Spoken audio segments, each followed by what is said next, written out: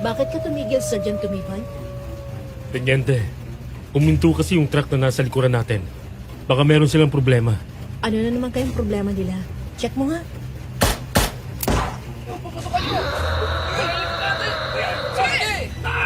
Tenyente, nagpapaputok ng baril ng mga tropa natin.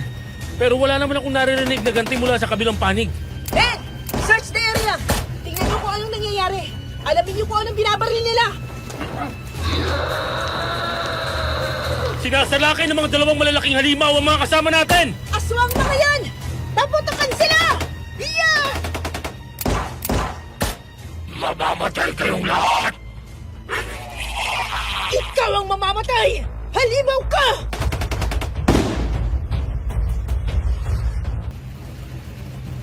Meron palang mga aswang sa lugar na to. Ang lalakas ng loob nila. Ayaw pa talagang inambush nila. Liblib na kasi ang lugar na to, Sergeant. Kaya kapag may napadaan ng alanganing oras, kagaya ngayon, sinasalakay nila. Tayo na! May mga kasama na tayo na sugatan ng aswang! Sige, Tenyente. Tapusin na natin ang mga salot na to. Yeah! Ah! Hindi ako natatakot sa mga kagaya niyong salot! Tikman niyo ang balak ko! Ah! Ang galing mo talaga, Tenyente! Nasa pool mo ang isang aswang! Huwag mo na nga akong pulahin. Ang mga kalaban natin intindihin mo. Meron pang dalawang dumating. Sige, Tenyente! Magkita tayo mamaya! Patuloy kaming lumaban sa 4 na aswang na sumalakay sa amin. 2 sa mga aswang ang nasugatan ng malubha kaya napilitang tumakas sa mga iyon. Mayroon din naman akong mga tauhan na nasugatan ng malubha lalo na yung nakagat sa leeg. Kaagad kong sinilip ang loob ng truck. Nagulat ako nang makitang wala na roon ang 2 bilanggong rebelde na dadalhin sana namin sa kabilang kampo. Para makasiguro ako, kaagad akong sumampas sa truck at doon ko nga natiyak na wala na ang mga bilanggo. Mabilis akong lumingon sa paligid.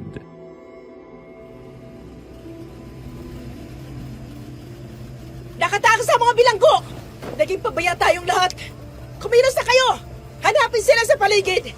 Tsaka kung hindi pa sila nakakaliyo! Paano nakatakas ang mga yun? Merong mga sundalo na nakabantay dito kanina. Wala na nga sila dito eh.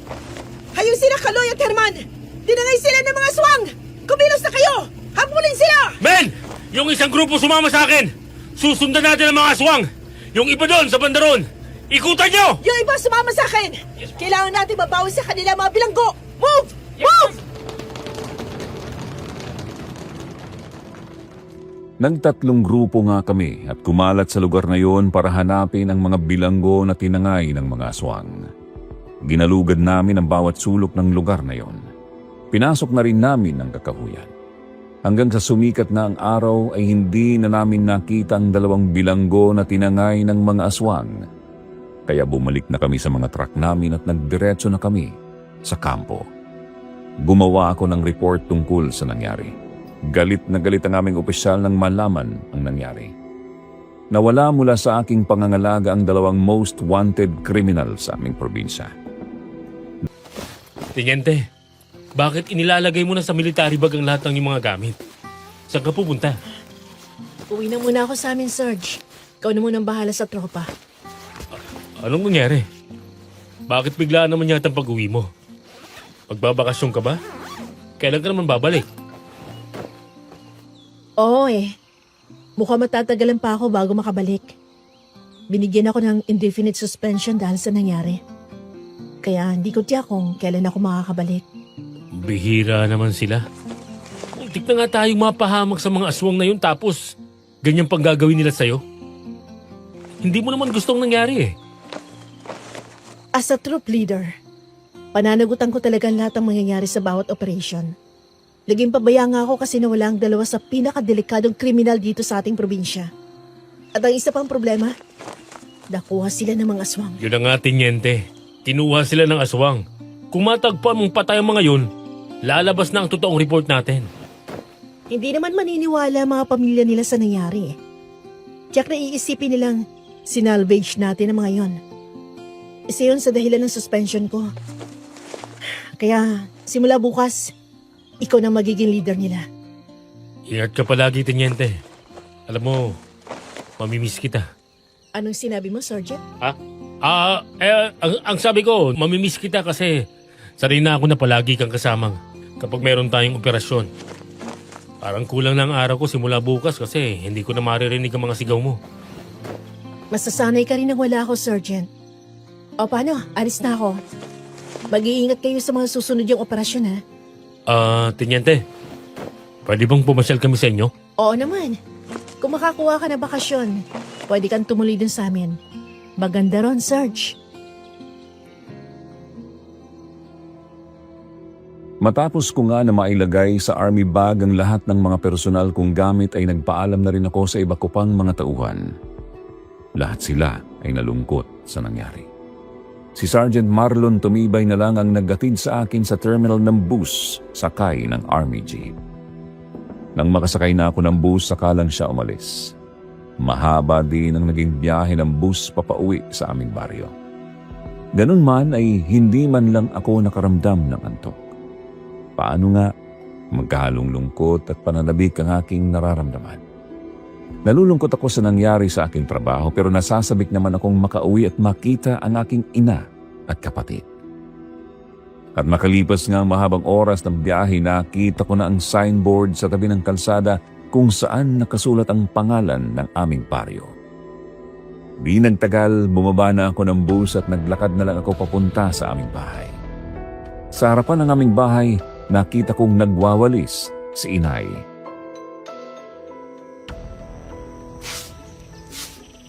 Nay! Nay, nandito na po ako. Brenda, ikaw nga ba, anak? Ako nga po, inay. Naku, anak. Uuwi ka pala, hindi ka man lang nagsabi. Di sana nakapagluto ako ng paborito mong ulam. Adobong pato. Marami na tayong alaga at lahat ay malalaki na. Ayos lang ho yun, Nay. Biglaan din ho kasi yung pagbabakasyon ko kaya hindi na ako nakapagpasabi. Nasaan po si Randy? Abay, nagpunta sa ilog. Ang sabi sa akin ay titingnan yung inilatag niyang lambat at baka meron na daw nahuli. Pero kanina pa yun umalis. Baka maya-maya lang umuwi na yun. Halika na sa loob ng bahay at nang makapagpahinga ka. Maya na ho ako magpapahinga, Nay. Susundan ko si Randy dun sa ilog. Gusto ko siyang sorpresahin.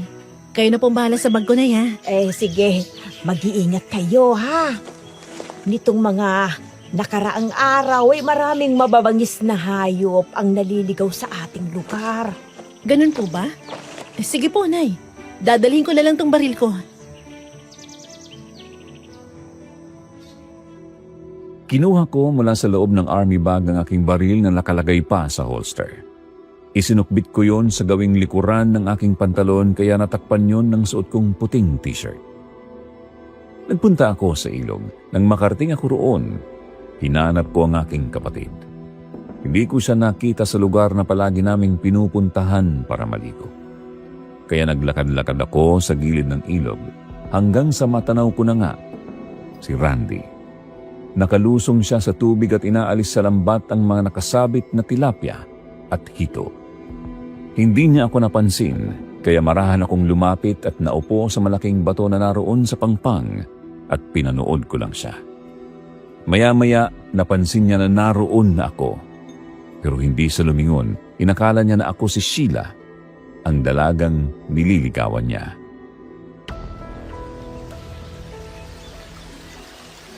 Sandali na lang, Sheila, ha? Matatapos ko nang alisin ang mga isda dito sa lambat. Diyan ka lang at panoorin mo ako. Oo, sige, dalian mo. Sana'y makahuli ka ng malalaking tilapia at dalag. Ihawin natin mamaya. Ate Brenda! Ikaw nga, ate! Diyan ka lang, ate. Aahaw na ako. Isa na lang itong aalisin ko sa lambat. Marami ka bang nahuli? Oo, ate. Pero dalaga tilapia. Meron ding ito at ilang talangka na sumabit sa lambat. Eksakto ang pag-uwi mo. Pwede nating ihawin to. Mabuti naman kung ganon. Kapag inihaw mo yan, kamatis at asin lang kasama niyan, ayos na. Di nga nagtagal, umahon na si Randy sa ilog. Ipinakita niya sa akin ang mga nahuli niya, nakalagay sa maliit na fishnet. Malalaki nga ang mga yon, kaya tuwang-tuwa kami ni Randy. Nakaakbay pa ako sa kanya nang maglakad kami sa gilid ng ilog. Ganoon kasi kami ka-close ng nag-iisa kong kapatid. Mula nang mamatay si Itay, ako na ang umako ng kanyang responsibilidad.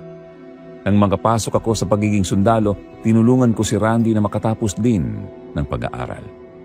Kumuha siya ng agriculture engineering at ang kanyang mga natutunan ay ginamit niya para paunlarin ang aming lupang sakahan. Tumutulong din siya sa aming mga kababaryo para ibahagi ang kanyang mga nalalaman para maging maayos din ang pagsasaka ng mga iyon. Mga walang hiya kayo! Akala nyo ay hindi ko kayo lalabanan? Layuan niyo ako! Ate Brenda! Si Aling Divina! Gustong kagatin ng mga aso! Mabuti na lang at nakaakyat siya sa nabuwal na malaking puno. Tulungan natin siya! Sige, tayo na. Mag-iingat ka. Baka makagat ka nila. Huwag kang mag-alala, ate. Kayang-kaya ko mga lokong aso na to. Mga loko kayo! Layuan ninyo sa Aling Divina! Chu! Chu! Chu! Pambira! Hindi man lang nila inindang pagpalo ko. Hetong sanga ng kawayan. Paluin mo sa batok. Yun ang mahinang parte sa katawan ng aso. Ganun ba yun? Sige nga. Subukan ko nga sinabi mo, Ate Brenda.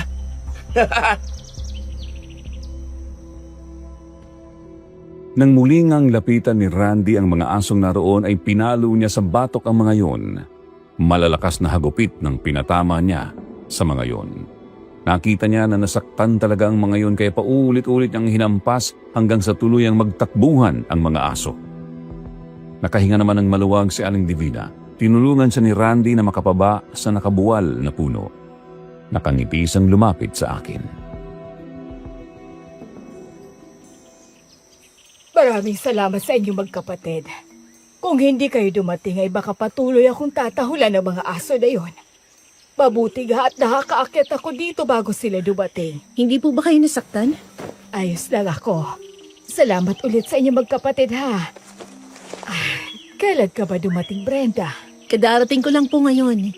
Magbabakasyon muna ako dito sa atin. Matagal-tagal na rin kasi ako hindi nakauwi. Oo nga. Napapansin ko nga na madalang kang umuwi dito. Dahil sa pagiging sundalo mo, ay hindi mo na yata naaasikaso ang iyong sarili. Hanggang ngayon ba ay dalaga ka pa rin? Opo eh. Dalaga pa po ako hanggang ngayon. Wala po kasing naliligaw sa akin eh. Ano? Sa ganda mong yan ay walang naliligaw sa'yo. Aba bulag ang mga sundalong kasama mo doon. Kung ako ang binata, hindi ka makakaligtas sa akin. Talagang liligawan kita. Natatakot po siguro kay Ate Brenda. Mataas na po kasi ranggo niya eh. Isa na siyang tinyente ngayon. Ay, siya. Ako'y aalis na. Salamat ulit sa inyo magkapatid ha. Kung mayroon ako ba itutulong sa inyo ay pumunta lang kayo sa aking bahay. Opo, sige po. Mag-iingat din po kayo. Pakikumusta na lang po ako kay Sheila. Oo naman, Randy. Sasabihin ko ang nangyari ito kay Sheila. Kung may oras ka, pasyal ka ulit sa bahay. Nang makaalis na si Aling Divina, umuwi na rin kami ni Randy. Nang makarating kami sa bahay, kaagad niyang nilinis ang mga nahuli ng isda at inihaw iyon. Naghiwa naman ng sibuyas at kamatis si Inay, kaya nang makaluto na si Randy, sabay-sabay na kaming kumain. Pagkatapos ng halos 2 taon, ngayon lang ulit kami nagsalo-salo sa pagkain, kaya masayang-masaya si Inay. Nang mga sumunod na araw, palagi na kaming magkakasama ni Inay at Randy. Madalas kami sa ilog, may baon na kaming kanin, tapos ay maninisid kami ni Randy ng mga isda gamit ang panga. Malalaki ang mga isdang nahuhuli namin. Iniihaw namin yon at sabay-sabay kaming kumakain. 1 linggo ang matuling lumipas. Sumama ako kay Randy sa aming bukid para tingnan ang mga tanim namin na palay at mais. Preskong hangin, di ba Ate Brenda? Ang sarap magpahinga dito kapag ganitong oras. Ate Brenda, bakit parang tahimik ka? May sinasabi ka ba, Randy? Parang lumilipad ang isip mo, Ate Brenda. Nandito ang katawan mo pero malayo yata ang isipan mo. Pasensya ka na. Naisip ko lang kasi yung huling operation namin. Yung 2 pinuno ng mga rebelde na nahuli namin at ililipat ang kampo. Tinangay sila ng mga aswang na umambush sa amin. Nakakapagtaka lang. Oh, ano nangyari sa mga bilanggo? Yun nga hindi ko maintindihan eh. Bakit kailangan pa silang tangayin ng mga aswang samantalang pwede naman silang kainin ng mga iyon kahit naroon sa truck? Isinama sila sa pagtakas ng mga sugatang aswang. Hinahanap namin sa lugar na yun pero hindi na namin sila nakita. Yun bang dahilan kaya nandito ka ngayon, Ate Brenda? Oo, suspindido ako. Pero wag mo yung sasabihin kay inay ha. Ayoko malungkot siya. Randy, kapag sinabi kong dumapa ka at magtago sa puno, iyon ang gawin mo. Bakit, ate? Meron bang problema? Ganyan na, Randy! Magtago ka sa puno at dumapa! Kaagad namang sumunod sa akin si Randy. Kaagad siyang dumapa at nagtago sa likuran ng puno. Ganoon din ang ginawa ko kasunod nyo ng malalakas na putok ng baril. Tumama ang mga bala na yun sa puno na pinagtataguan namin ni Randy. Mabuti na lamang at nakasanayan ko na palaging magdala ng baril. Kaya nang bunutin ko ng baril sa aking bewang, bahagya akong sumilip sa puno upang alamin kung nasaan ang kalaban. Pero muli akong nakarinig ng malalakas na putok kaya muli akong nagtago sa likuran ng puno. Napatingin ako kay Randy. Muli ko siyang sinenyasan na gumapang sa papunta sa palayan dahil ang mga kalaban namin ay nasa maisan. Halika na, Ate Brenda! Umalis na tayo rito! Sige na, Randy. Mauna ka na. Huwag kang tatayo. Gumapang ka lang. Ingatan mong ulo mo dahil ang kalaban nasa maisan. Hindi ko alam kung ilan sila. Dalian mo na. Susunod ako. Sige, Ate Brenda! Sumunod ka agad sa akin, ha? Natagpuan ka rin namin, Teniente Brenda di Makatao. Magpaalam ka na sa mga mahal mo dahil ito na ang katapusan mo. Sinong babae yun, Ate Brenda? Bakit galit na galit sa'yo? Hindi ko alam kung sino siya, Randy. Pero alam mo naman ang klase ng trabaho ko eh. Hindi may iwasang merong magagalit sa akin. Lalo na yung mga masasamang tao. Dalawa lang sila. At sa tingin ko, hindi naman sila armado. Kaya pagkakataon na natin ito mga kasama. Sugurin yung babaeng yan! Mula sa tanim naming mga mais, lumabas ang dalawang lalaki na armado ng mahahabang baril. Mabilis silang nakalapit sa akin. Bigla akong lumabas sa pinagtataguan kong puno at pinaputukan ko sila. Kapwa sila tinamaan sa ulo. Kaagad kong kinuha ang mahahabang baril na nabitiwan nila. Inihagis ko kay Randy ang isa at ang isa naman ay ginamit ko. Nang masilip ko ang maisan ay nakita ko na mayroon na namang palabas doon kaya pinaputukan ko sila. Ganoon din ang ginawa ni Randy habang nakadapa sa pilapil ng palayan. Magkakasabay na bumaligtad ang tatlong lalaki. Tinamaan kasi sila sa katawan pero nagtaka ako dahil muli silang bumangon at pinaputukan ako kaya muli akong nagtago sa puno. Anong klaseng mga tao yan, ate? Parang baliwala lang sa kanilang mga bala na tumatama sa kanilang mga katawan. Tipirin mong bala mo, Randy. Ang ulo nilang dapat mong patamaan. Isang bala, isang buhay. Kung magkaharoon ka ng pagkakataon, tumakas ka na. Haharangin ko sila. Hindi kita iiwan dito, Ate Brenda. Dalawa tayong lalaban sa kanila. Teniente Brenda di Makatao! Bagay na bagay talaga sa yung apelido mo. Di Makatao! Ibig sabihin, wala kang puso! Pinatay mo ang tatay ko kaya papatayin din kita! Hindi ako sigurado kung sinong tatay mo. Pero nakakasiguro ako na masama siyang tao. Nagpapatupad ako ng batas. Kaya ang sino mang lalabag doon, kailangan managot. Tama ka! Meron kayong batas, pero meron din kami. Sino mang may utang sa amin, nagbabayad yun ng kanyang buhay! Sige! Kung talagang suko hanggang langit ang galit mo sa akin, lumabas ka dyan, harapin ako. Tapusin na natin to. Ikaw lang ang matatapos! Mga kasama! Sugod! Kung ganon, pahihirapan ko muna kayo bago nyo ako mapatay! Yeah!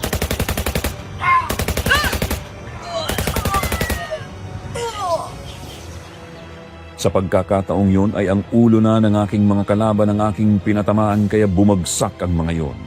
Pero naubusan ng bala ang Armalite na hawak ko kaya ibinaba ko iyon at muli kong inilabas ang kalibre 45. Tiningnan ko ang magasin ko, kakaunti na lang din ang bala nyon. Nang tingnan ko si Randy habang nakahiga sa putikan ay kinalas din ang magasin ng Armalite para tingnan ang laman. Ate Brenda, ilang piraso na lang ang laman ng magazine ko. Kukunti na lang din ang bala nitong baril ko. Kung makakalapit ako sa bangkay ng lalaki yon at makukuha mga reserbang magazine sa kanyang katawan, May pag-asa tayo. Sige ate, gapangin mong lalaking yun. Kukuberan kita. Delikado, Randy. Hindi ko makita kung nasa ng mga kalaban natin. Nasa loob sila ng maisan eh. Sumilip lang tayo ng bahagya at pinapaulanan tayo ng bala. Kung ganun, ano ang gagawin natin? Umalis na tayo. Gumapang tayo sa putikan. Diyan sa palayan. Sa gilid ng pilapil. Tayo na! Sige ate Brenda. Nang sumilip na ako sa gilid ng puno, isa pang lalaki ang lumabas mula sa maisan.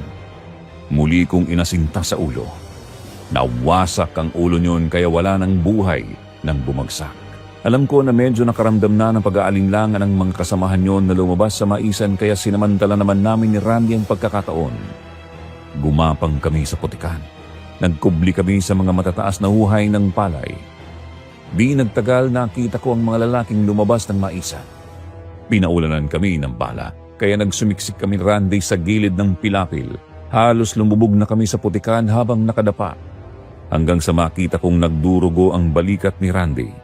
Tinamaan na pala siya ng bala. Ah! Ah! May tama ako ate Brenda. Sa ibabaw ng balikat ang tama mo, Randy. Tumagos ang bala. Heto panyo ko. Itapan mo dyan sa sugat mo para mapigilan ang pagtagas ng dugo. Huwag mo akong intindihin ate Brenda. Kaya ko pang tiisin ito. Grabe ate. Ganito palang nangyayari kapag napapalaban kayo. Oo, Randy. Kaya lang nakakalungkot eh. Nadamay ka pa sa problema ko. Pasensya ka na ha. Dahil sa akin nasugatan ka pa. Para ako pa nagdala ng kaguluhan dito eh. Hindi naman tong bakasyong inaasahan ko. Ayos lang ate Brenda. Alam ko naman na hindi mo ito gusto. Pero kung ito talagang kapalaran natin, masaya akong tatanggapin. Dahil naranasan ko ding makipaglaban kasama ka. Sige na ate Brenda, handa na ako. Talagang matapang ka rin ha. Buong loob mo. Sige, sabayan na natin sila. Ang nakakalungkot lang, kapag sabay tayong nawala, pag-iisa na lang si inay. Tama ka ate. Pero ang kapalaran ay hindi maiiwasan. Kung dito tayo nakalaan, tanggapin natin ang maluwag. Pero mamamatay akong lumalaban. Yeah! Sige! Lumapit kayo sa inyong kamatayan! Mga salot kayo! Ah!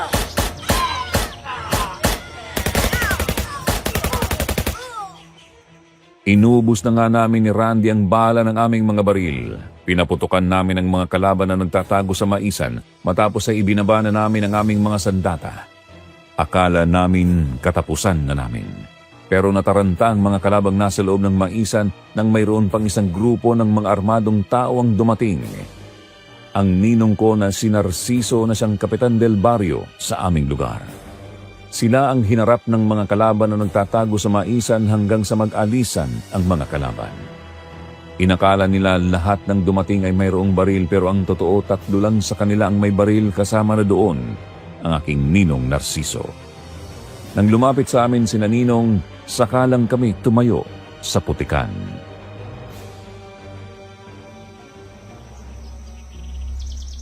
Ninong! Mabuti dumating kayo. Kung hindi baka nadali na kami ng mga kalaban. Narinig kasi namin na mayroong malalakas na putukan na nangyayari dito. Kinumpirma ng inay mo na kayo ni Randy ang sinasalakay ng mga ito. Kaya kaagad kaming pumunta rito. Armado silang lahat. Mabuti na lang. Naniwala sila na lahat kayo'y armado kaya tumakas na sila. Mga kasama, may mga armas yatang naiwan ng mga kalaban. Kunin ninyo na at ang magamit natin. Wala na po kayong makukuha. Kasi tinangay na rin nila ang mga nabitiwang armas ng mga kasama nilang namatay. Brenda, Randy, ayos na ba kayo mga anak? Ayos lang ako, inay. Itong si Randy. May sugat siya sa balikat. Pasensya na po kayo. Parang sinundan ako ng mga kalaban dito eh. Nadamay tuloy si Randy. Brenda, anong klase bang tao itong mga nakalaban ninyo? Bakit mayroong mga pangil at ang hahaba ng mga kuko? Ano pong pangil? Anong mahahabang kuko? Ito, tingnan mo itong mga bangkay na narito. Kaya pala mahahaba ang manggas ng damit nila ay puro balahibo din ang kanilang katawan. Ibig sabihin, hindi sila basta tao. Mga aswang sila. Aswang? Aswang na gumagamit ng baril? Kaya pala kapag sa katawan lang sila tinamaan, hindi nila masyadong pinapansin. Kayang-kaya nilang tiisin ang parteng may sugat. Mga aswang pala sila. Kaya tama lang pala na sa ulo natin sila pinatamaan para tuluyan silang mamatay. Pero sa pagkakatanda ko, wala naman akong napatay na aswang para magalit sila sa akin. Pero nabaril meron. Yung nakalaban namin sa huling operasyon bago ako umuwi.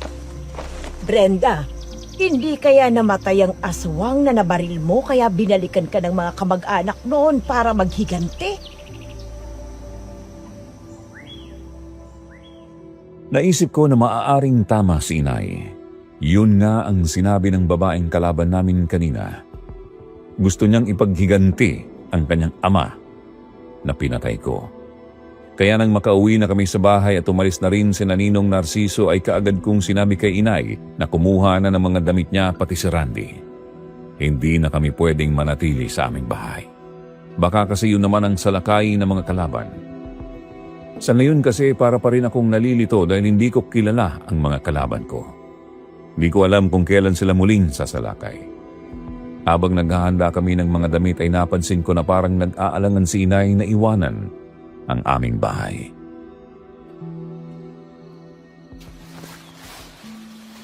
Nay, pansamantala lang naman to. Kapag naayos ng problema natin at nagbalik na sa normal ang sitwasyon, makakabalik din tayo dito. Gusto ko kasi na matiyak kung ligtas kayo bago ako kumilos para harapin sila. Eh, saan naman kami ni Randy magtatago? Nay, doon na lang muna kayo kina Lola Lydia sa kabilang baryo. Mas ligtas kayo doon. Katabi lang ng barangay hall ang bahay nila. Nay, kayo na lang magtago kila Lola Lydia. Sasamahan ko, tutulungan si Ate Brenda sa laban niya. Randy, samahan mo si inay. Delikado mga kalaban ko. Hindi sila ordinaryong kriminal. Mga aswang din sila. Isa pa, may sugat ka na sa balikat. Kailangan niya magamot. Kaya kong sarili ko, Ate Brenda. Ampat ng pagdurugo ng sugat ko. Pero kailangan mo pa rin madala sa ospital para magamot yung sugat mo. Baka may impeksyon yan. Alalahanin mong lumublob tayo sa putikan. Tama ang ate mo, Randy. Kailangang magamot ang sugat mo. Kung gusto mo siyang tulungan, ay kailangan mo munang magpagaling. Hindi sanay sa labanan si Randy, Nay. Sinuwerte lang kami kanina. Isa pa patatagal ang gumaling ang sugat niya sa balikat. Hindi rin siya makakalaban ng maayos. Pero gusto kitang tulungan, ate. Kung talagang gusto mo akong tulungan, bantayan mo si inay doon kina Lola Lydia at may iuutos pala ako sa'yo. Kapag naihatid mo na sina inay doon kay Lola Lydia, pumunta ka sa aming kampo. Hanapin mo si Sergeant Marlon Tumibay. Sabihin mo ang sitwasyon ko dito. Sige na nga, ate.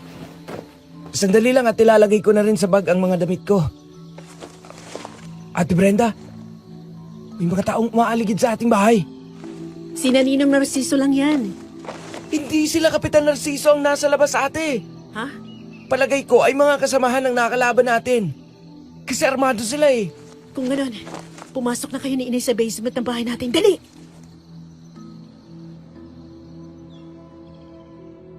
Kaagad namang sumunod sa akin si Randy. Inangat niya ang sahig ng aming bahay. Yun ang pintuan papunta sa basement. Nang makapasok na sila, kaagad kong kinuha ang Armalite sa ibabaw ng lamesa. Kinuha ko rin ang aking bandolier kung saan doon nakalagay ang 8 magasin na puno ng bala ng Armalite. Kaagad ko yung isinuot sa aking katawan. Noon naman biglang umalingaw-ngaw ang malalakas na putok ng baril. Kaagad akong dumapa at gumapang papunta sa gilid ng bintana. Nagsalimbayan ng maraming bala ng baril at tumama sa loob ng aming bahay. Nangabasag at nagkalaglagan ng mga gamit naming nasira na tinamaan ng mga bala. Gaganti sana ako ng putok kaya lang naisip ko na mas mabuting huwag nang gumanti para sa kaligtasan ni Inay at Randy. Gumapang ako sa sahig hanggang sa makapasok ako sa pintuan ng aming basement tapos ay marahan ko iyong isinara. Noon ko narinig na nawasak ang pintuan ng aming bahay.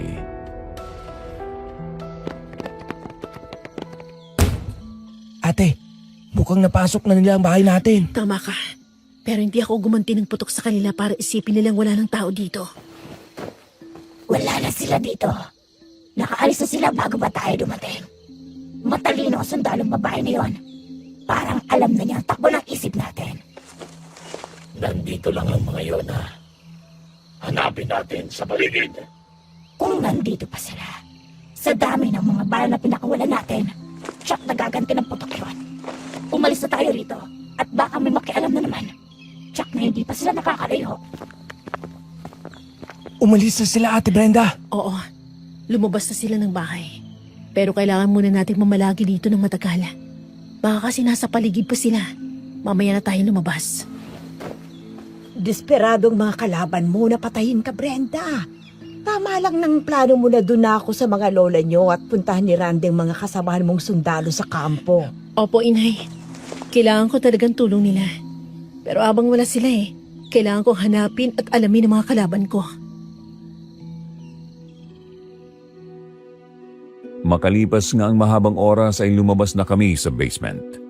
Maya-maya ay natigilan na naman kami ni Randy paano ay may narinig na naman kaming mga boses ng mga taong nag-uusap malapit sa aming bahay. Kaagad akong lumapit sa bintana ng aming bahay at sumilip ako sa mga butas na naroon, likha ng mga tama ng bala. Nakahinga ako ng maluwag nang makita ko si Ninong Narciso ang dumating, kaya kaagad kong binuksan ang pintuan ng bahay at sinalubong sila. Ninong, talagang hindi ako titigilan ng mga kalaban ko. Hindi pala sila tuluyang umalis. Hinintay lang nila makaalis kayo kanina bago sila muling sumalakay. Narinig nga namin ang malalakas na putok ng baril. Kaya nga lang, ay hindi kami makalapit dahil malalakas na armas ang gamit nila. Walang kalaban-laban ang mga pamalo ng barangay tanod ko. Ay, iilan lang kasi kami na mayroong mga baril dito. Mabuti nga po't hindi na kayo sumugod, Ninong. Kasi kung nagkataon, baka sa inyo pa mabali ang galit nila. Ninong, pwede bang humingi ng pabor? Anong gusto mong gawin ko? Baka pwedeng gumawa kayo ng paraan para ihatid si Randy at inay kina Lola Lydia. Tapos humingi na rin ho kayo ng tulong sa estasyon ng pulisya sa bayan. Ipaalam nyo na dito sa ating baryo, nagkalat ang mga armadong tao. Armadong aswang ang mga yun, Ate Brenda. Oo, tama. Mga armadong aswang. Eh, bakit hindi ka pa sumama sa amin? Umalis ka na rin dito sa ating baryo. Ninong, kapag sumama ako kina inay, tiyak na kapag nasundan ako ng mga yon, madadami din sina Lola Lydia. Kaya mas mabuting mamalagi ako dito sa ating lugar. Oo, sige. Doon na muna sa bahay ko si Randy at Aida. Kumakalat na ang dilim. Mahirap nang umalis. Kaya bukas ko na lamang sila ihahatid sa mga Lola Lydia mo. Randy, magpagamot ka. Kapag kaya mo ng sarili mo, puntahan mo sa kampo si Sergeant Marlon Tumibay. Sabihin mo na kailangan kong tulong niya. Sige, ate. Matahi lang tong sugat ko at makakaya ko ng bumiyahe.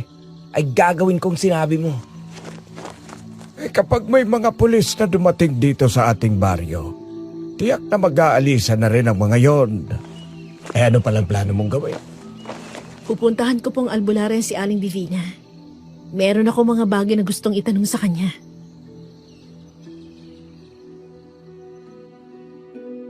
Sumang-ayon naman sina inay sa sinabi ni Ninong Narciso. Kaya nang makaalis sila, umalis na rin ako sa aming bahay.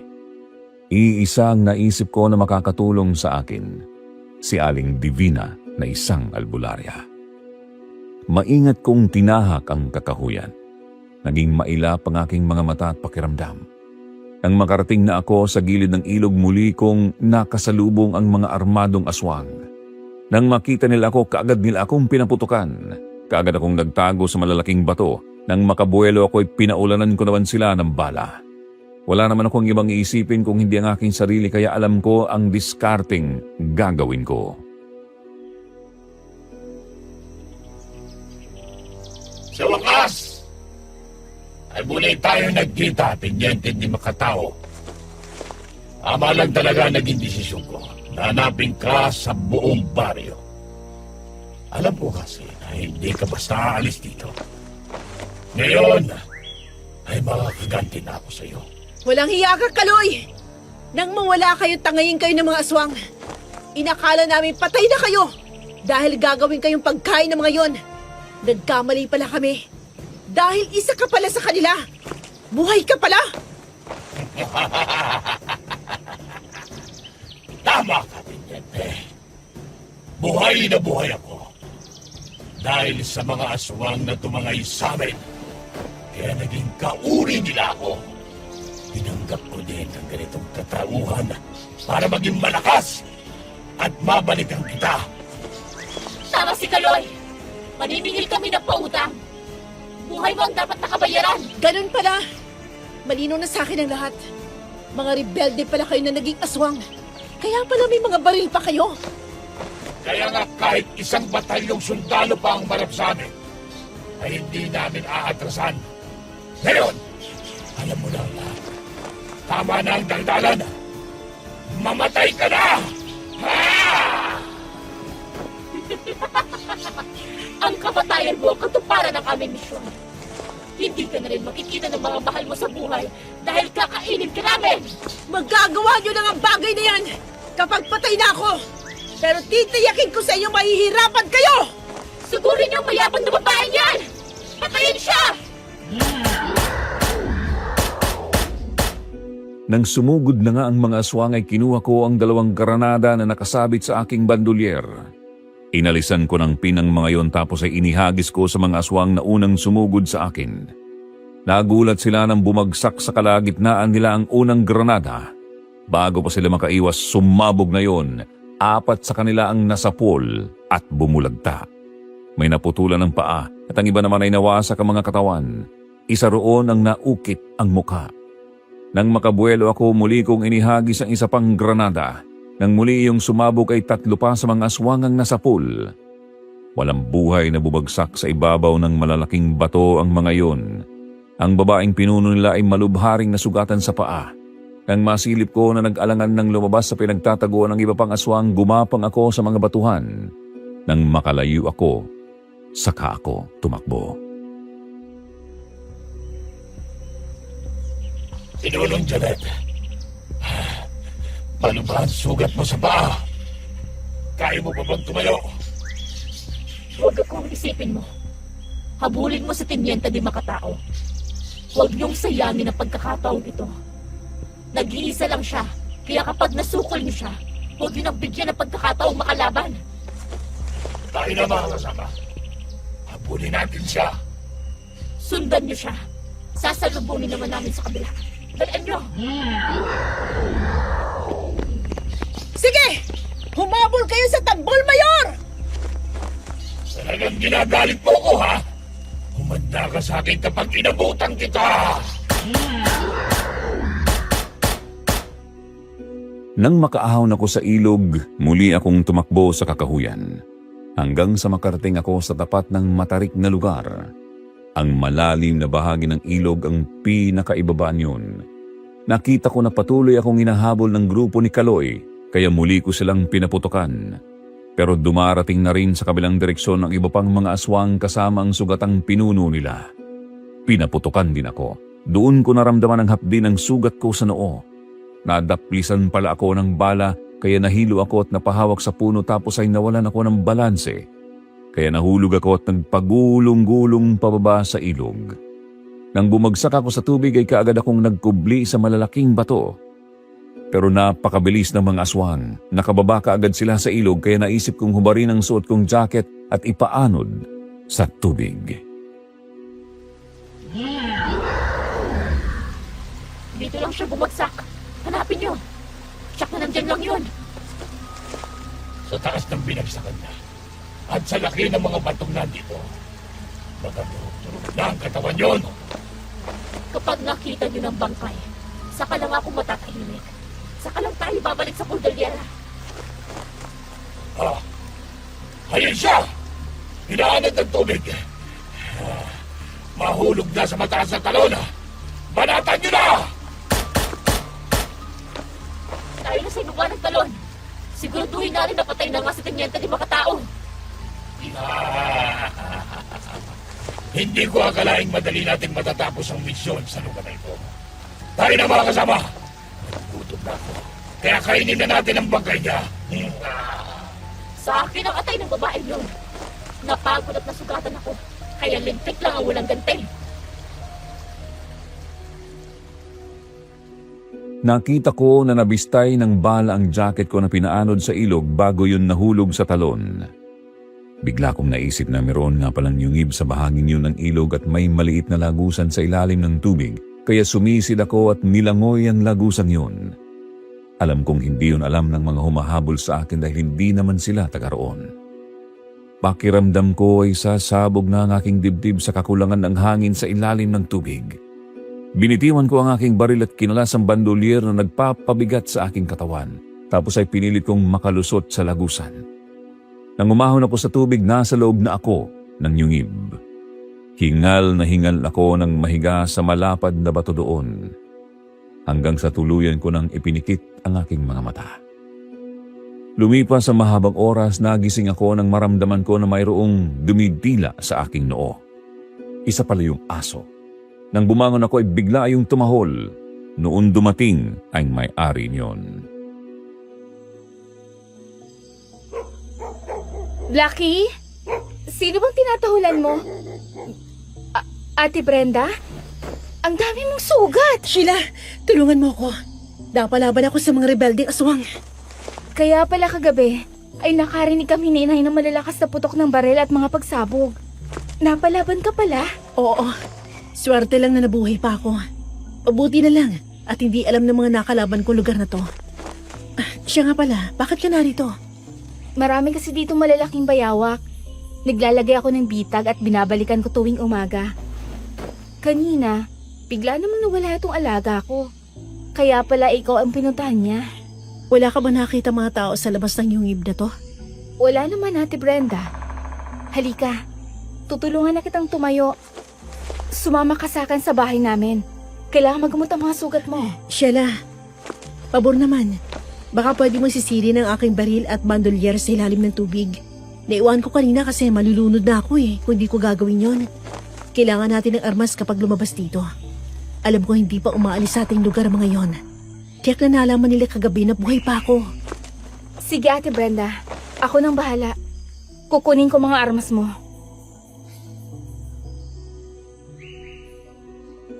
Naghubad ng jacket si Sheila. Sumisid siya sa maliit na lagusan. Halos 1 minuto rin ang lumipas nang muli siyang lumutang. Hindi daw niya nakita ang aking baril. Kaya nang makaipon ulit ng sapat na hangin, muli siyang sumisid. Nang muli siyang lumutang, dala na niya ang Armalite. Inaabot niya sa akin matapos ay bumalik siya sa ilalim ng tubig. Nakuha na rin niya ang aking bandolier, kung saan doon din nakakabit ang holster ng kalibre 45 ko. Tapos ay lumabas na kami ng yungib na yun. Inakay ako ni Sheila hanggang sa makarating kami sa kanilang bahay. Nagulat pa si Aling Divina nang makita ang aking kalagayan. Ay naku, Diyos ko. Ano bang nangyari sa'yo, Brenda? Bakit ang dami mong galo sa katawan at may sugat ka pa sa noo? Napalaban ho kagabi. Mabuti na lang ho nakaligtas pa. Swerte rin na napagawi sa yungib si Sheila at nakita ko. Sheila, kumuha ka ng damit at magpalit kayo. Pareho na kayong basang-basa.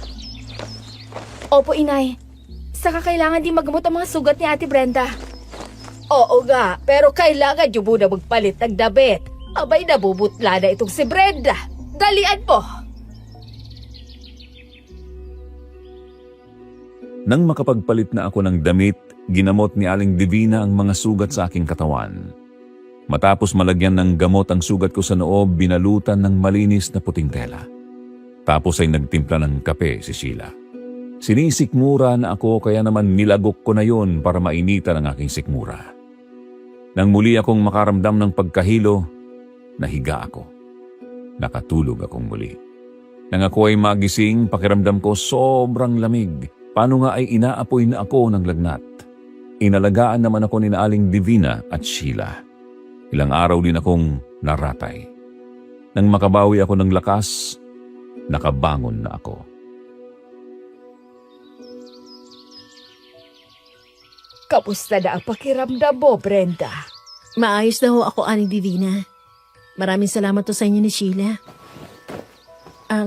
Siya nga ho pala, Aling Divina. Hindi ba isa kayong albularya? Oo, bakit mo naman naitanong yan? Bukod po sa panggagamot, may alam ba kayong paraan o sandata para mapatay ng madali yung isang aswang?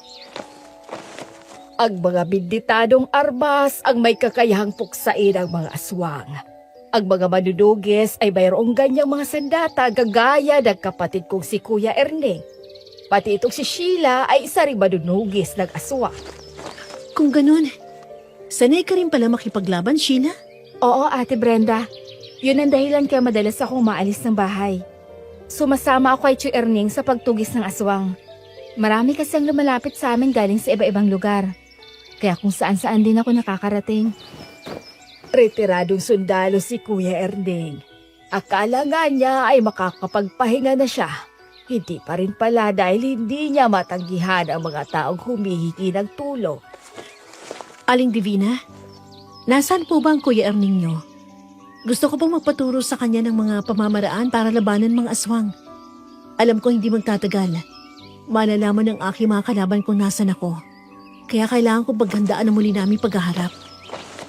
Sige, ipapasundo ko na lang kay Sheila. Huwag ka na munang lumabas ng bahay. Baka mayroong makapansin sa'yo. Tiyak na nandito pa sa ating baryo ang mga kalaban mo. Oo nga naman, Ate Brenda. Ako na lang susundo kay Kuya Erneng. Dadalhin na rin namin ang mga binditado armas doon. Sige, Sheila. Maraming salamat sa iyo, ha? Ayos lang yun, Ate Brenda. Salamat din pala sa inyo ni Randy. Naikwento na ni Inay na tinulungan niyo rin siya. Siya nga pala. Nasaan si Randy ngayon? Nandun sila ni Inay kina Lola Lydia. Mas ligtas kasi sila dun eh. Tsaka meron akong pinapalakad sa kanya. Kaya nga lang, baka hindi siya kaagad makapunta sa kampo. Kasi nasugatan siya sa balikat ng mga baril. Nabaril si Randy? Oo, Sheila. Kaya nga galit na galit ako sa mga rebeldeng aswang na yun eh. Sinaktan nilang kapatid ko. Hindi ko sila mapapatawad. Sige, aalis na muna ako. Susunduin ko lang si Tio Erneng. Nang makalabas na ng bahay si Sheila, bahagya akong sumilip sa labas. Nang matiyak kong wala namang ibang tao roon, bumalik ako sa kwarto. Muli akong nahiga. Makalipas ang halos isang oras, bumalik na si Sheila at kasama niya ang isang maedad na lalaki. Pero malaki ang katawan. Matikas pa kung tumindi. Naisip ko na baka iyon si Mang Erneng dahil kamukha siya ni Aling Divina. May dala yung mahabang bag. Nang pumasok na sa bahay, ibinaba sa ibabaw ng mesitang nandoon ang mahabang bag. Puro binditadong armas pala ang laman yun, kagaya ng itak, palaso at isang M14 na rifle. May nakita rin ako roon ng buntot pagi, mayroon ding bote na may lamang likido. Nalaman ko kay Sheila ang nangyari sa iyo at sa mga nakalaban. Mahihirapan ka talagang talunin ng mga rebeldeng aswang dahil bukod sa mababangis na sila, meron pa silang mga armas. Kaya nga po hiniling ko kay Aling Divina na makausap kayo para humingi ng tulong. Turuan niyo ako ng mga pamamaraan paano silang labanan. Kung ordinaryong tao lang sana ang iyong kalaban, eh hindi na ako makikialam. Pero nalaman ko na mga aswang din pala ang mga yon. Kaya hindi lamang kita tuturuan. Tutulungan ka rin namin ni Sheila para tapusin ang paghahasik nila ng lagim. Maraming salamat po kung gano'n, Mang Erneng. Una nating aayusin ang baril mo at ang mga bala. Ilulubog natin sa binditadong tubig ang mga bala. Bubuhusan din natin ang bunganga ng baril mo para kahit isang beses mo lang tamaan ng mga rebeldeng aswang. Ay tsak, na mamamatay. Ibinigay ko kay Mang Erneng ang aking 2 baril pati ang bandolier kung saan nakalagay ang mga magazine na puno ng mga bala. Kumuha naman si Sheila ng malalim na plato. Ibinuhos ni Mang Erneng doon ang tubig at matapos ay isa-isa niyang inalis sa magazine ang mga bala ng baril at inilagay doon. Matapos na mailubog doon, muling ibinalik sa mga magazine. Tapos ay binasa din ng benditadong tubig ang nguso ng aking mga baril bago ibinalik sa akin. Tapos ay kinuha niya sa loob ng mahabang bag ang isang mahaba at matalim na itak. Ibinigay niya sa akin. Ikaw na muna gumamit ng benditadong itak na ito. Pwede mo yang gamiting panlaban sa kanila sakaling maubusan ka ng bala. Kahit gaano kakunat ang balat ng aswang ay tiyak na mahihiwa kapag yan ang ginamit mo. Marami pong salamat, Mang Erning. Ang isa ko pang gustong malaman ay kung anong parte ng katawan ng aswang ang mahina. Kung binditadong armas sa mga gagamitin mo laban sa kanila, tatablan sila kahit saan sila tamaan. Pero mas magiging madali ang kanilang kamatayan kapag tinamaan sila sa puso. Ganun din kapag itak ang gagamitin mo, Ate Brenda. Sasaksakin mo lang sa tapat ng puso. Pwede rin sa leeg. Kapag napugod ang ulo nila, sigurado ang kanilang kamatayan. Kung gano'n ay humanda sila sa susunod naming pagkikita, ako ang magiging tinik sa lalamunan nila.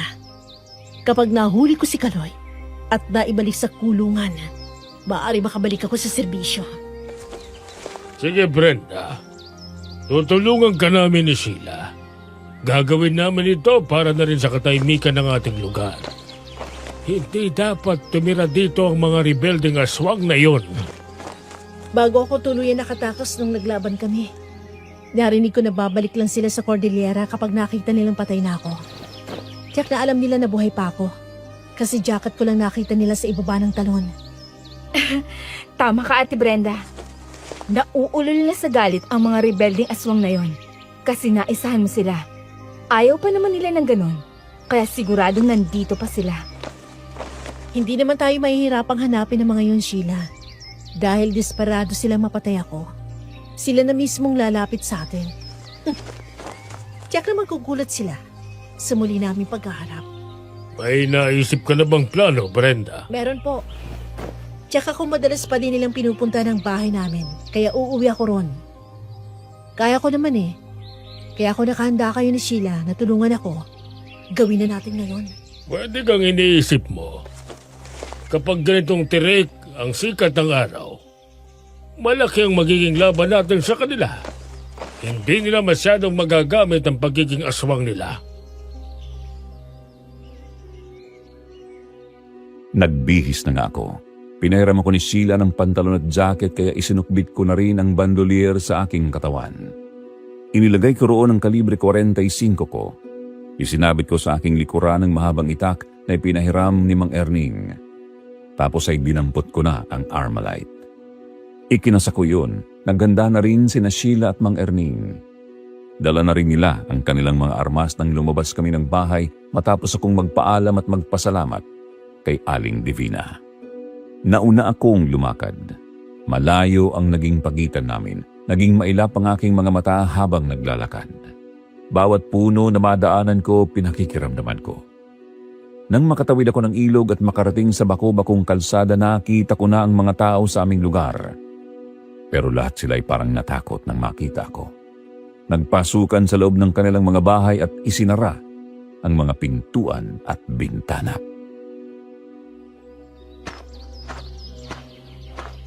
Brenda!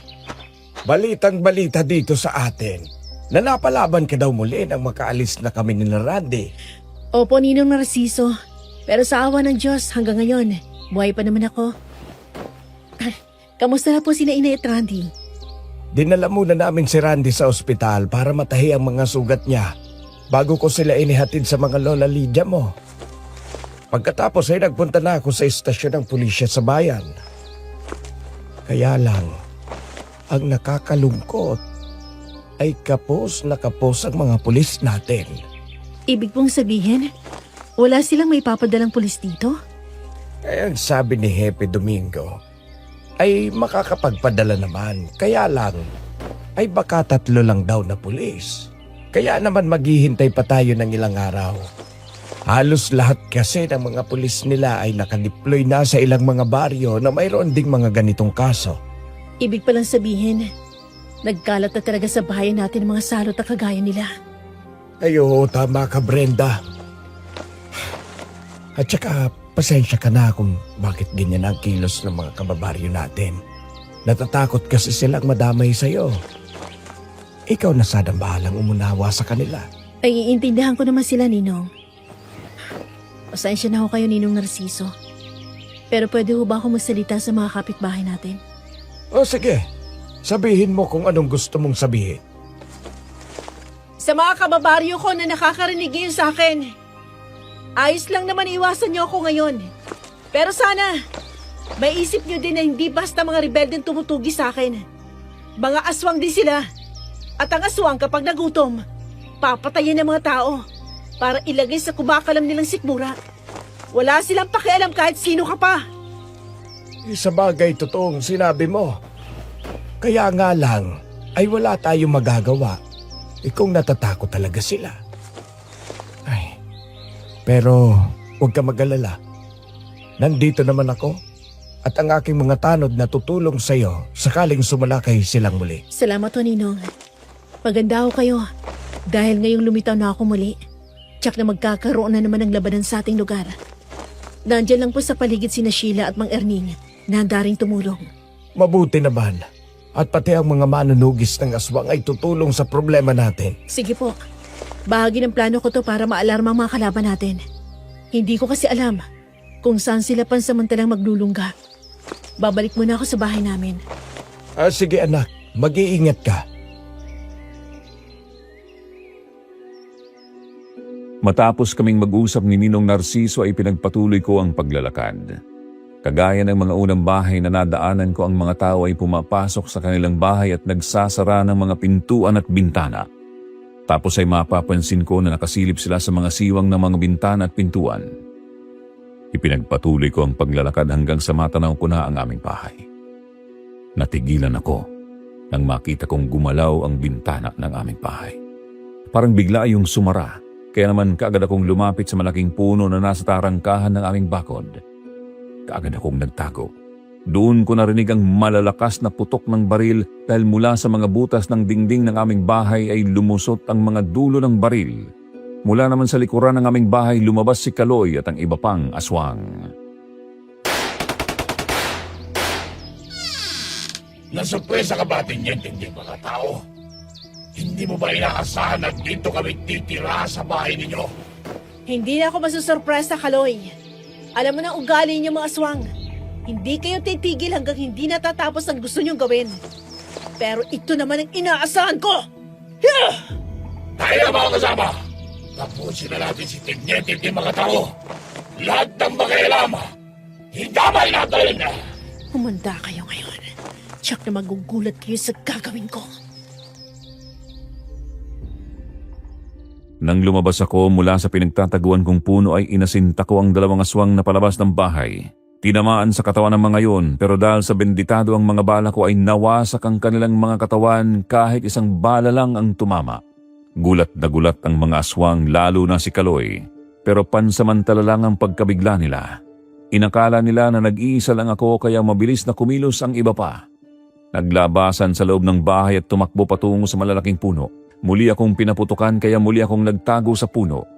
Matapos ay umupo ako kaya nang muli akong lumantad.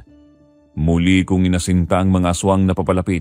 Kagaya ng mga nauna, sumabog ang katawan ng mga yon.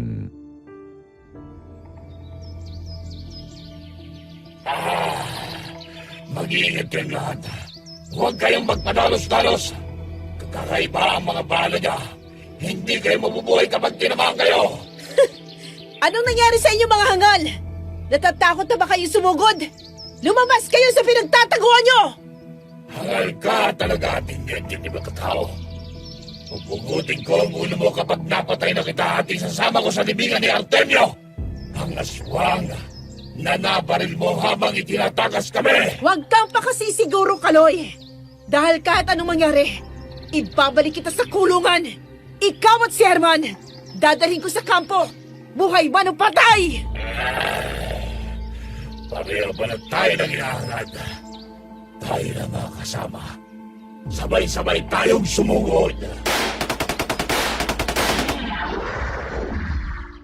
Nang muli na ngang sumugod ang mga aswang, sabay-sabay na silang nagpaputok kaya wala akong nagawa kung hindi ang magkubli sa malaking puno.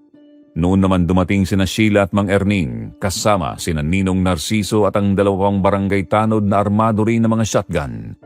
Gumanti sila ng putok sa mga rebeldeng aswang. Bawat aswang na tamaan ng armas ni na Sheila at Mang Erning ay sumasabog din ng mga katawan.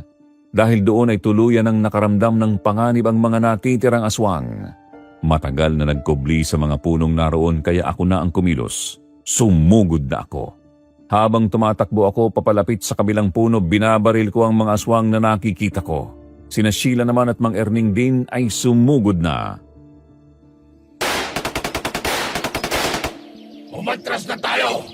Hindi natin sila kaya. Ibang klase ang mga bala ng baril nila. Anong ginawa nila sa kanilang mga bala? Yun ang hindi mo na malalaman, hangal ka! Tumatakas na sila, Ate Brenda. Natatakot na sila, Sheila. Totoo nga sinabi ni Aling Divina. Kapag binditado ang mga armas, kahit anong klase ng aswang, tiyak na mamamatay kapag tinamaan. Tayo na! Habulin natin sila! Pero mag-iingat pa rin kayo! Hindi magpapahuli ng buhay ang mga aswang na yan! Nasaan ka na, Kaloy? Bakit ka tumatakbo na parang asong nababahag ang bundok? Tuloy-tuloy nga na tumakbo palayo ang mga rebeldeng aswang. Noon ko napansin na wala roon ang babaeng pinuno nila na nasugatan sa paa noong nakaraang pagkakataong nakalaban ko sila. Patuloy namin silang hinabol hanggang sa makarating kami sa kakahuyan malapit sa ilog. Patuloy kaming nakipagpalitan ng putok sa kanila hanggang isa-isa silang tumumba. Pero minalas na tamaan sa hita at tagiliran si Ninong Narciso kaya kaagad ko siyang nilapitan.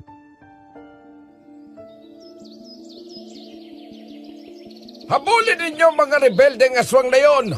Huwag ninyo silang hayaang makatakas! Pero may sugat kayo, Ninong. Kailangan kayo madala sa ospital. Huwag mo kong intindihin, anak.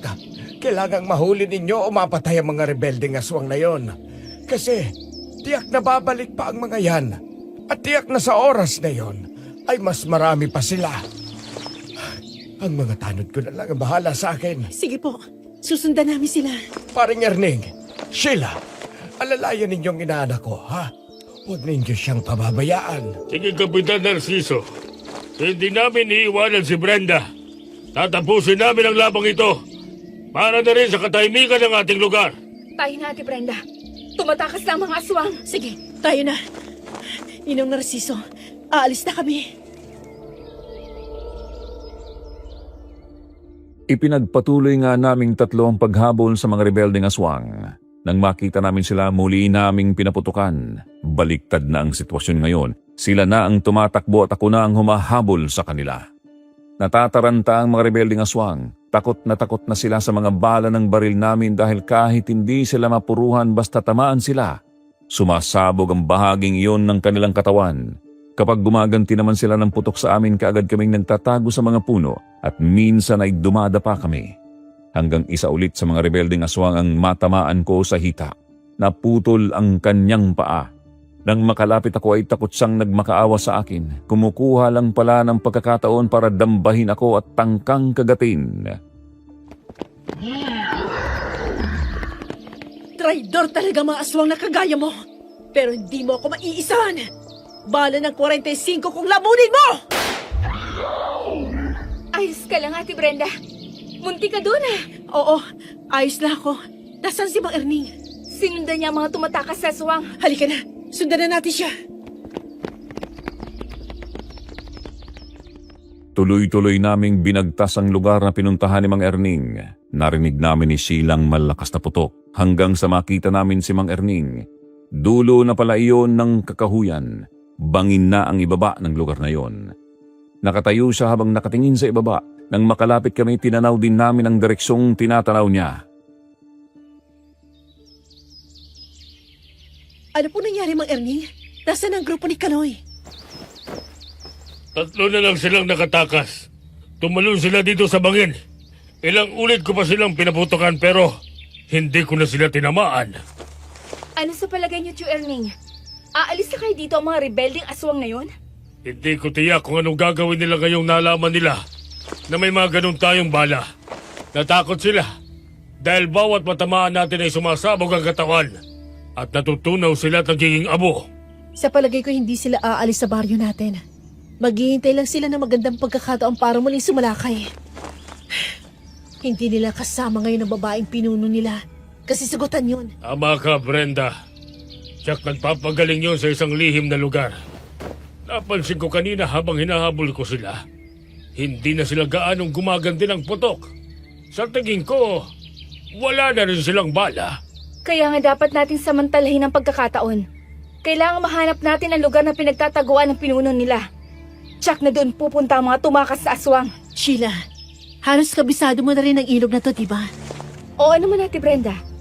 Bakit mo naman naitanong? Ilang yungib meron dito sa ilog? Iisa lang ang yungib na meron dito. Yung yungib na palagi kong nilalagyan ng bitag para sa bayawak. Balikan natin ang yungib na yon. Baka nakita na rin nila yon. Baka doon sila nagtago. Sumang-ayon naman si Mang Erning at Sheila sa aking sinabi kaya noon din ay lumakad kami. Binaybay namin ang gilid ng ilog hanggang sa makarating kami sa bukana ng yungib sa kakahuyan. Pagbungad pa lang namin sa bukana ng yungib ay pinaputukan na kami ng 2 aswang na nakabantay roon. Pero nakailang beses lang silang nagpaputok, wala nang bala ang kanilang mga baril kaya desperado na silang sumugod. Umaangil sila sa galit habang palapit sa amin, pero bago sila tuluyang makalapit sa amin, pinaputukan na namin sila. Sabay silang tumumba. Nang malagutan na ng hininga ang 2 aswang ay nagkaroon na kami ng pagkakataong makapasok at doon na namin nakita si Kaloy. Wala na siyang bala, kaya nang matutukan ko siya ng baril, marahan niyang binitiwan ang hawak niyang armas. Huwag mo akong bigyan ng pagkakataon para patayin ka. Dahil isang bala ko lang tumama sa'yo. Tsak na sabog yung katawan mo. Sige. Iputok mo kung gusto mo. Patayin mo na ako dito. Yan talagang gusto kong gawin. Kaya nga lang kailangan pa kita eh. Ikaw ang lilinis sa aking pangalan. Kailangan kitang dalhin sa kampo. Kaya huwag ka nang lumaban. Ngala. Hindi mo ko may sasama habang meron pa akong buhay. Papatayin kita. Gusto mo pa talaga mahirapan, ha? Sige, yun ang ibibigay ko sa'yo. Tikman mo ang asin! Walang diya ka talagang matanda ka. Bakit mo ko sinabuyan ng isin? Salamat ka! At kailangan ka pa ng buhay ni Brenda. Kung hindi, kanina ko pa sana tinagpas ang liig mo. Anong ginawa mo sa akin? Bakit napapaso ako sa asin at nangihina ako? Baguhang aswang ka lang talaga. Hindi mo alam ang mga bagay na pwedeng makapatay sa'yo. Kaya magpahinga ka na lang muna.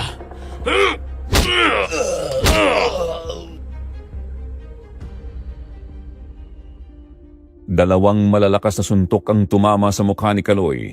Dahil nanghihina na siya ay tuluyan siyang bumagsak. Nang malapitan siya ni Mang Erning, kaagad siyang tinalian sa kamay gamit ang gun strap na kinalas mula sa kanyang armas.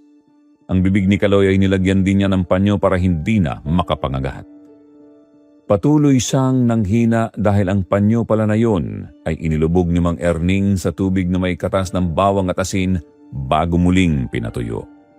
Pero dahil nakalagay sa bibig ni Kaloy, muli iyong nababasa dahil sa laway niya habang patuloy siyang umaangil, kaya ang amoy ng bawang at asin ay patuloy na naaamoy ni Kaloy. Nang makabalik kami sa baryo, nang hiram ng sasakyan si Mang Erning, isang jeep ang nahiram niya para sakyan namin papunta sa kampo ng mga sundalo. Gabi na nang makarating kami doon.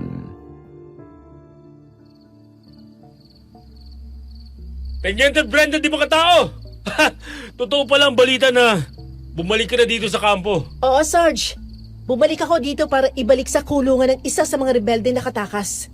Ginawan ko na rin ng report kung paano namin siya nahuli. Totoo bang may laing aswang ang rebeldeng yung Teniente? Oo. Ngayon aswang na siya at ang mga tauhan niya. Nahawa sila sa mga aswang na dumukot sa kanila. Kung ganun, ay isa na lang ang kailangan nating hanapin at tulihin. At yun ay si Herman. Hindi lang si Herman, Sarge. Pati ang isa pang pinuno ng mga rebeldeng aswang na Janet ang pangalan. Siya ang namuno sa pagsalakay sa akin. Ama niya, ang aswang na napatay ko. Kung ganun, kailangan ko na talagang sumama sa'yo. Kapag bumalik ka sa baryo nyo, gagawa ko ng request na matulungan kita para tugisin si Herman. Sarge, nandiyan naman sila Mang Erning at Sheila na tumutulong sa akin. Mahalaga ka sa akin, Teniente. Kung nalaman ko nga lang agad ang kalagayan mo dun sa lugar mo, di sana noon pa sinundan na kita roon. Naliligo ka ba, Sarge? Oo, Teniente. Hindi ko na kayang pigilin to eh. Doon ko pa sana sasabihin sa'yo kaso lang hindi ako nagkaroon ng pagkakataon hanggang sa makauwi ka sa inyo. Ang totoo niyan, kung hindi ka bumalik dito, pupuntahan na kita. Sarge, binigla mo naman ako eh. Akala ko pa naman eh, tropa-tropa lang tayo. Yun pala eh, iba na yung nararamdaman mo? Yun ang bagay na mahirap pigilan, Teniente. Kaya ngayon, sasamahan na kita kahit saan. Kinausap nga ni Sergeant Marlon Tumibay ang opisyal namin para tulungan niya akong malaman ang lugar na pinagtataguan ng isa pang rebeldeng aswang na si Herman. Bago kami umalis sa kampo, sinilip pa namin sa kulungan si Kaloy. Nakita namin na nakahiga na siya sa higaang naroon. Nanghihina pa rin siya dahil sa ginawa ni Mang Erning. Nang lumabas kami ng kampo, kasama na namin si Sergeant Marlon Tumibay. Bago kami bumalik sa baryo, dumaan muna kami sa ospital para alamin kung ano na ang kalagayan ni Ninong Narciso. Hindi ko inaasahan na makikita ko doon sina Inay at Randy. Nay, bakit nandito kayo? Nagdugo kasi ulit ang sugat ni Randy. Kaya dinala namin dito. Nakonfine ulit siya. At saka ang Ninong Narciso mo, nandun sa intensive care unit, ligtas na siya. Si Ninong Narciso nga pong sadya namin kaya kami nandito eh. Nabaril din po siya nang tinulungan niya ako. Ano na naman bang ginawa niya? Bakit dubog ang sugat niya? May mga armadong tao na sumugod sa amin kanina. Gusto nilang kunin kami ni Randy. Mabuti na lang at marami tayong kamag-anak doon na tumulong sa amin. Kaya nabigo sila na makuha kami. Kaya nga lang napalaban pa muna si Randy sa kanila. Sino ba itong mga kasama mo? Hindi niyo ba natatandaan si Sheila? Hindi pa ba siya pinapakilala sa inyo ni Randy? Oo. Kilala ko nga itong si Sheila. Tama. Ang tinatanong ko itong dalawang lalaki na kasama mo. Si Sergeant Marlon Tumibay po at si Mang Erning. Tiyuhin ni Sheila. Silang tumulong sa akin nang salakayan ako ng mga rebeldeng aswang. Kumusta po kayo? Nobyo ka ba ng anak ko? Nay naman, hindi pa po. Oo nga po. Nagsisimula pa lang po ako manligaw sa kanya. Pero matagal na po kaming magkaibigan at magkasama sa tropa. Ganun ba? Abay, bilisan mo naman. Maedad na kayo ni Brenda. Huwag namang puro trabaho ang asikasuhin nyo. Isipin nyo rin ang sarili nyo. Inay naman, nakakaya naman kay Sergeant Tumibay. Nasaan po ba si Randy? Ngumiti lang ng bahagya si Inay, kaya naman tumawa na lang din kami ni na Sheila at Mang Erning. Maya-maya naisip namin si Randy kaya pinuntahan na namin sa ward. May nakalagay na bagong gasa sa kanyang sugat. Lumapit sa higaan si Randy at Sheila. Nang magkaharap na sila ni Sheila ay kaagad na niyakap ni Sheila si Randy kaya nagulat kami ni na Inay. Kahit hindi pa sila nagsasalita, alam namin na mayroon na silang relasyon. Napansin ko na parang nagugulat din si Randy. Matagal siyang nakatingin kay Sheila. Alam mo bang sobra akong nag-alala nang malaman kong mula kay Ate Brenda na nabaril ka daw? Gusto sana kitang puntahan. Kaya lang inuna ko munang tulungan si Ate Brenda. Ha? Ganun ba? Huwag ka na mag-alala sa akin. Ligtas na ako. Randy, hindi mo pa ba sasabihin sa kanila na magkasintahan na tayo? Ha? Sige. Sabihin na natin sa kanila na ikaw na kaya? Parang nahihiya ako eh. Hindi ko alam ang aking sasabihin. Nako bro, wala ka na dapat na sabihin dahil sinabi na ni Sheila eh. Huwag ka mag-alala. Boto ako dyan kay Sheila. Talagang tapang din niya. Maraming salamat, Ate Brenda. Ernie, si Randy po, nobyo ko. Abay, naunahan niyo pa talaga itong si Brenda. Wag muna kayo mag-isip magpakasal ha. Baka tumanda ng dalaga itong si Brenda kapag nalaktawan. Tama si Mang Erning. Paunahin niyo muna ang ate Brenda mo. Huwag po kayong mag-alala. Nag-usap na po kami ni Randy na mag-iipon muna kami bago magpakasal. Siya nga pala ate. Yung mga armadong lumusob sa amin. Yung pinuno nila ay babaeng aswang. Parang may sugat sa isang paa.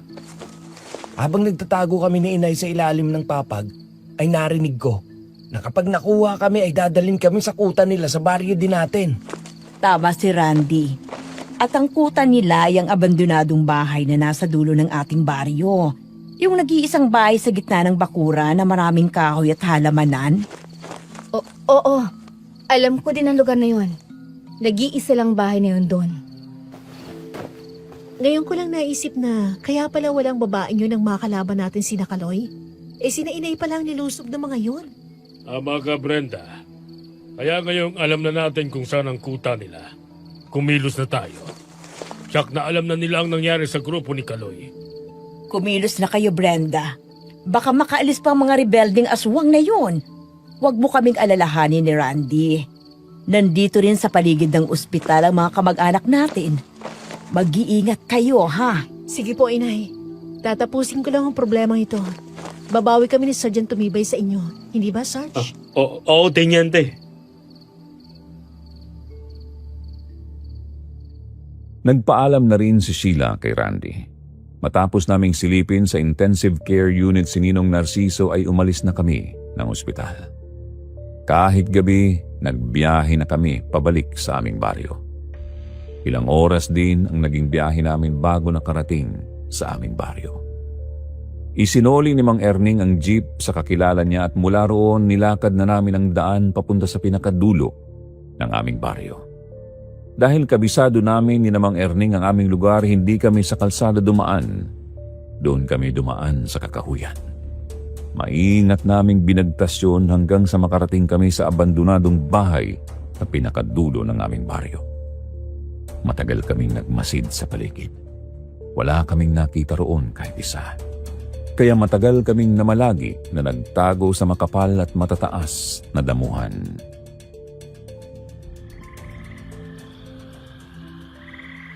Sigurado ka bang ito ang lugar na sinasabi ng inay mo? Bakit parang wala namang aswang dito? Maghintay pa tayo ng ilang sandali. Siguro naman, hindi magkakamali yung impormasyong binigay ni inay. Saka tingnan niyo, oh. Para merong liwanag sa loob ng bahay na likha ng mga sulok. Oo nga, Ate Brenda. May liwanag nga sa loob ng abandonadong bahay. Kung gusto nyo, pasukin na natin ang bahay. Maghiwa-hiwalay lang tayo. O kaya naman ay kayo na lang ni Sargento Tumibay ang unang pumasok. Diyan kayo dumaan. At sa kabila naman kami. Maganda nga yun, Churning. Para malaman natin kung nandyan nga sila. Sige, Ate Brenda. Back up kaming dalawa ni Churning. Sige po, Mang Erning. Kumilos na tayo. Nang makaalis na si Mang Erning at Sheila ay kumilos na din kami ni Sergeant Marlon Tumibay. Marahan kaming lumapit sa bakod ng bahay. Nang makita namin na wala talagang bantay ay tuluyan na naming pinasok ang bakuran. Nang makalapit kami sa pintuan ng bahay, sinubukan kong itulak yun. Hindi nga nakalak ang pintuan. Bahagya akong sumilip at nakita ko nga na mayroong liwanag galing sa sulok. Wala rin naman akong nakita na bantay sa loob, kaya nang tuluyan ko ng buksan ang pintuan ay iniumang ko na ang aking baril. Pumasok na ako sa loob ng bahay. Sumunod naman sa akin si Sergeant Tumibay. Hindi naman gaanong maluwag sa loob ng bahay kaya madali naming nakita na mayroong 2 taong naroon. Nakatali ang mga kamay sa poste at mayroong mga nakataling tela sa bibig. Yun sina Inay at Randy. Kagad ko silang inalisan ng panyo sa bibig at habang kinakalas ang mga tali sa kanilang kamay ay nag-uusap kami. Paano kayo napunta ni Randy sa lugar na to? Mabuti naman at dumating kayo, anak. Sinalakay kami ng mga rebelding aswang sa mga lola Lydia mo. Dinala nila kami dito para gawin bihag. Makakalaya daw kami kapag napatay ka na nila. Yung babaeng pinuno nila, Janet palang pangalan. Pilay-pilay na nga kasi may sugat yata sa paa. Paano mangyayari yun? Bago kami pumunta dito, Kausap pa namin kayo sa ospital kasi pinuntahan namin doon si Ninong Narciso nang masugatan doon sa labanan. Tama si Brenda. Kayo pa nga nagsabi sa amin na nandito ang mga rebeldeng aswang eh. Kaya nakarating kami dito. Ate naman, paano kami mapupunta ng ospital? Dinukot nga kami ng mga rebelding aswang. Una kaming dinala sa bahay natin. Kaya lang, ang daming patay doon na kasamahan nila. Kaya dito kami dinala. Tapos ay umalis sila at iilan lang ang naiwanan dito para bantayin kami. Kung ganon, sino mga tao niyo sa ospital na ginaya mga mukha niyo? Edi kami. Nagulat kaming lahat at sabay-sabay na napalingon sa mga bintana at pintuan ng bahay na biglang bumukas. Nakapwesto na roon si Janet at iba pang mga rebeldeng aswang. Nakatutok ang mga baril sa amin. Hindi kami nakakilos ni Sergeant Tumibay. Marahan naming ibinaba ang aming mga baril habang nakatingin sa mga kalabang nasa paligid. Lahat sila ay nakatutok ang armas sa amin. Kaagad na pumasok si Janet at kaagad akong binayo ng puluhan ng baril sa aking sikmura. Ramdam ko ang sakit nyon kaya napaupo ako. Papalag sana si Sergeant Tumibay pero binayo din siya ng isang rebeldeng aswang kaya bumagsak din siya. Kami ang gumaya sa inyo ng inay at kapatid mo para sunod kayo sa ospital. Sumunod kami doon nang malaman naming nabaril pala ang isa niyong kasama na pumatay sa aking mga tauhan. Nakakatuwa ang ganitong katauhan. Habang tumatagal, ay marami kami natutuklasan na kaya palang gawin lalo na kapag gabi na. Kaya pala para ka natataranta kanina. Kaya pala para hindi niyo kilala si Sheila at ang mga kasama ko. Pati ang aswang na gumaya kay Randy. Hindi niya kilala ang kasintahan niya si Sheila. Napakatanga ko. Hindi ko akalaing kalaban kayo.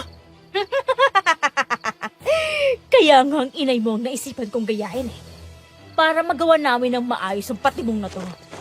Alam ko na hindi mo pag-iisipan ng masama ang pinakamamahal mong ina. Ako lang may atraso sa inyo. Kung papatayin niyo ko, huwag niyo sanang idamay ang ina at kapatid ko. Lahat kayo'y papatayin namin. Ayaw naming dumating ang oras na magkabaliktad ang sitwasyon na ako ang mabihag niyo. Ayaw kong magmakaawa. Kaya nang umalis kayo kanina sa ospital, pinatay ko na ang Ninong Narciso mo. Yung matandang lalaking sinilip natin kanina sa intensive care unit. Napakasama mo talaga. Wala kang puso. Kaya habang hawak mong buhay ko, patayin mo na ako. Huwag mo akong bibigyan ng pagkakataon dahil ako mismong papatay sa'yo. Kung ako lang ang masusunod, ay gustong gusto na kitang patayin ngayon din, Teniente di Makatao. Para makaganti na rin ako sa'yo. Kaya nga lang, ay nakatanggap ako ng bagong utos na hintayin namin ang pagdating ng aming pinuno. Siya ang papatay sa'yo. Siya rin ang magtuturo kung paano kami kumain ng tao. Kaya naman pala sa kabila ng pagiging aswang ng mga rebelding to, ay para lang din sila mga normal na tao. Hindi pa pala sila nakakatikim ng tao. Kaya pala mahihina kayo. Tama ka. Kaya kapag dumating ang aming pinunong si Herman, na siyang dahilan ng pagiging aswang namin, humanda ka. Dahil ako mismo ang kakain sa puso mo para lalo akong maging malakas. Ilabas ang mga yan! Itali sa mga puno doon! Tsak na malapit na ang ating pinuno! Kaagad namang kumilos ang mga tauhan ni Janet. Inilabas kami ng bahay. Sa bilang ko ay kakaunti na lang sila. 11 na lang, kaya nang makalabas na kami ng bahay, naging mailap na ang aking mga mata. Hinahanap ko na kung nasaan sina Mang Erning at Sheila. Bago kami maitali sa puno, nakita ko na nga si Mang Erning. Una niyang inaasinta si Janet, pero nang babarilin na niya yon, biglang lumapit kay Janet ang isang lalaking aswang at sinabing paparating na ang kanilang pinuno. Kaya nang makita ni Janet na mayroong paparating, sinalubong yon, kaya ang aswang na malapit sa amin ang pinutukan ni Mang Erning. Kaagad na bumagsak ang lalaking aswang. Yun naman ang pagkakataon na hinihintay namin ni Sergeant Marlon Tumibay. Inupakan namin ang mga aswang na kaharap namin. Inagaw namin ang mga baril namin at kaagad silang pinaputukan. Nagkagulo ang lahat. Tama ka, Teniente! Lalaban tayo hanggang sa uling bala! Habang may buhay ay gagawin natin. Tapos na ba ang laban, anak? Opo, inay. Tapos ng laban. Patay ng pinuno nila na si Janet. Eh, nasan si Namang Erning? Yung sundalong kasama mo at si Randy, nakita mo ba sila? Nandyan lang sila, inay. Mamaya lang pupunta na rin sila dito. Ate Brenda, hayo na si Chuarning at Randy. Nakaligtas din sila sa labanan.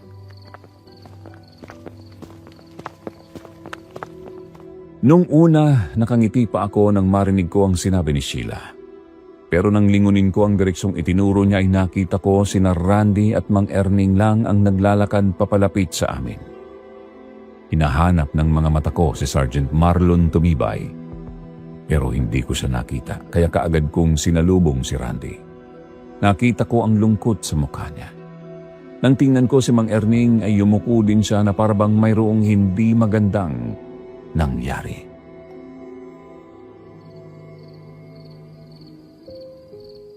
Nasaan si Sergeant Tumibay? Hindi niyo ba siya kasama? Ate, kasi sa Sarento, Anong nangyari sa kanya? Nasaan siya? nandun sa damuhan. Nakahandusay siya doon. Hindi siya nakaligtas sa labanan. Ano? Bakit pinabayaan niyo? Sana tinulungan niyo siya. Yun naman ang ginawa namin. Kaso lang ay minana siya. Dahil sa aking narinig ay parang sa asabog ang aking dibdib, kaya mabigat ang mga hakbang ko habang patungo sa damuhan na itinuro ni Randy. Habang papalapit ako ay nakikita ko na nga ng unti-unti ang nakahandusay na katawan ni Sergeant Marlon Tumibay. Unti-unti na ring nahihilam ng luha ang aking mga mata. Di nagtagal tumulo ang aking luha nang ganap akong makalapit sa kanya. Nakita ko ang duguan niyang katawan. Nanginginig ang aking labi, nawala ang tatag at tigas ng aking loob. Marahan kong hinaplos ang duguan na mukha ni Marlon. Tapos ay kinalong ko siya at niyakap. Bakit hindi ka nag-ingat? Di ba sabi mo mamahalin mo pa ako? Daya-daya mo naman eh.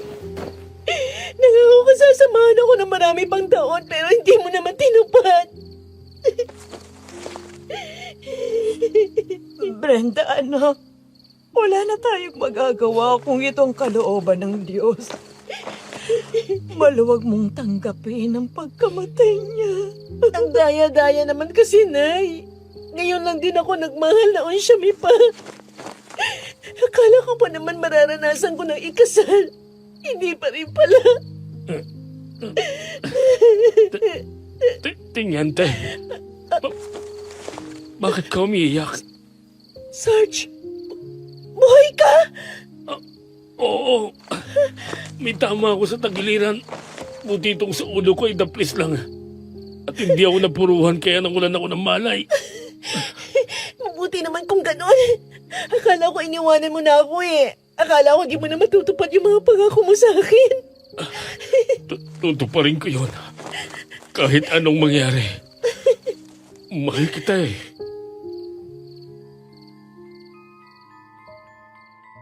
Niyak